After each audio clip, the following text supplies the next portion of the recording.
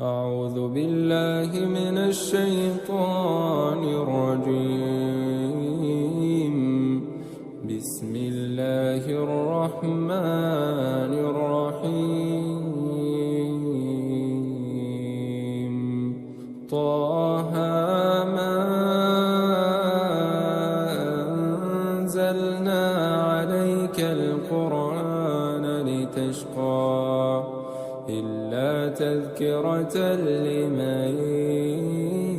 يخشى تنزيلا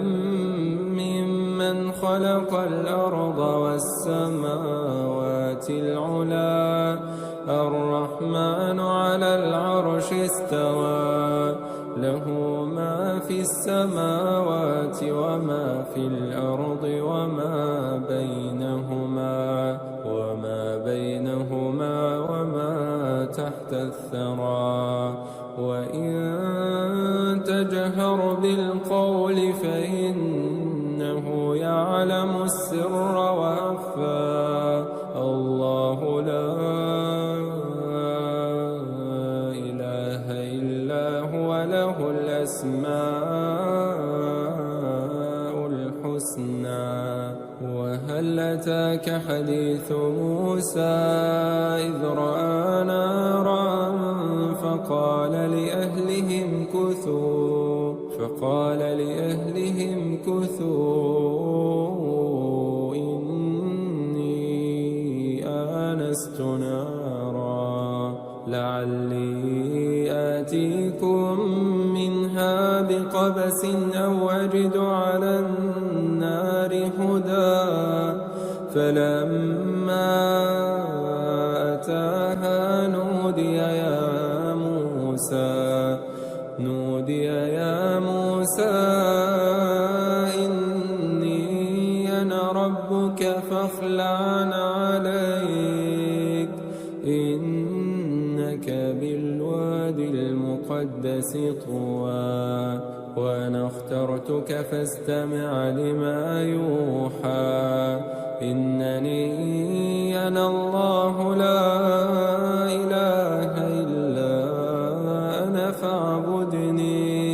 فاعبدني وأقم الصلاة لذكري إن الساعة آتية أكاد أخفيها لتجزى كل نفس بما تسعى فلا يصدنك عنها من لا يؤمن بها واتبع هواه فتردى وما تلك بيمينك يا موسى قال هي عصاي أتوكأ عليها وأهش بها على غنمي ولي فيها مآرب أخرى قال ألقها يا موسى فألقاها فإذا هي حية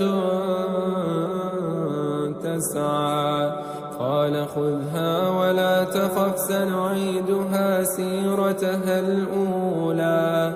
واضمم يدك إلى جناحك تخرج بيضاء